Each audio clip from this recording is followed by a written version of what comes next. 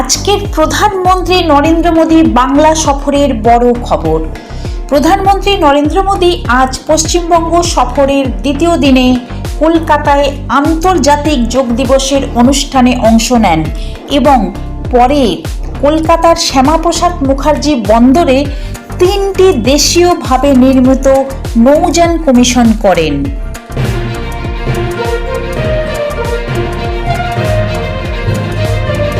প্রধানমন্ত্রী নরেন্দ্র মোদী পিএম কিষাণের 23তম কিস্তির অর্থ কৃষকদের অ্যাকাউন্টে পাঠান এবং পশ্চিমবঙ্গে প্রধানমন্ত্রী ফসল বীমা যোজনার সম্প্রসারণের ঘোষণা করেন।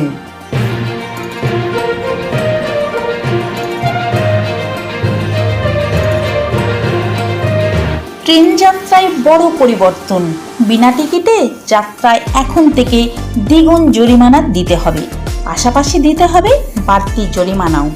ওয়েস্টার্ন রেলওয়ের তরফে নির্দেশিকা জারি করে জানানো হলো 20 জুন থেকেই বর্ধিত জরিমানা কার্যকর বলে জানানো হয়েছে। ঠিক কি ঘোষণা করা হয়েছে জেনে নিন। বিনা টিকিটে যাত্রা করলে ন্যূনতম জরিমানা 250 টাকা থেকে বেড়ে 500 টাকা হলো।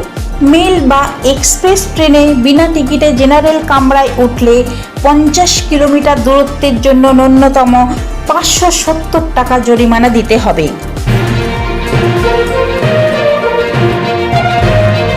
আন্তর্জাতিক যোগ দিবসে কলকাতায় এসে প্রশিক্ষণের ভূমিকায় দেখা গেল প্রধানমন্ত্রী নরেন্দ্র মোদীকে।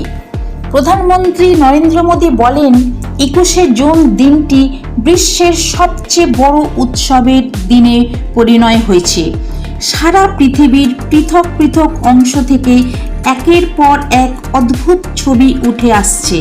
গোটা দেশ ও সারা বিশ্ব একে অপরের সঙ্গে যুক্ত রয়েছে, এটাই নজরে পড়েছে। আর এটাই তো মানুষের শক্তি, যোগ সবাইকে জুড়ে রাখে। আমি আজকেরই এই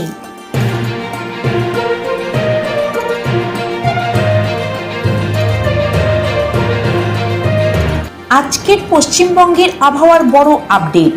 উত্তরবঙ্গ ও দক্ষিণবঙ্গের একাধিক জেলায় বৃষ্টি এবং বজ্র বিদ্যুৎ সহ ঝড়ের সম্ভাবনা রয়েছে। উত্তরবঙ্গে দার্জিলিং, কালিম্পং, জলপাইগুড়ি, আলিপুরদুয়ার ও কোচবিহারে ভারী থেকে অতি ভারী বৃষ্টির সতর্কতা জারি করা হয়েছে। পাহাড়ি এলাকায় ভূমিধসের আশঙ্কা রয়েছে।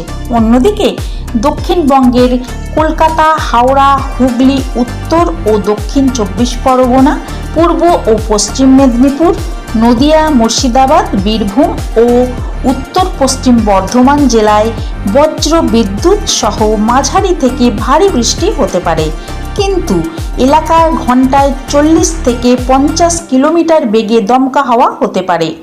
আগামী 24 ঘন্টায় বেশ কয়েকটি জেলায় প্রচুর জল জমতে পারে।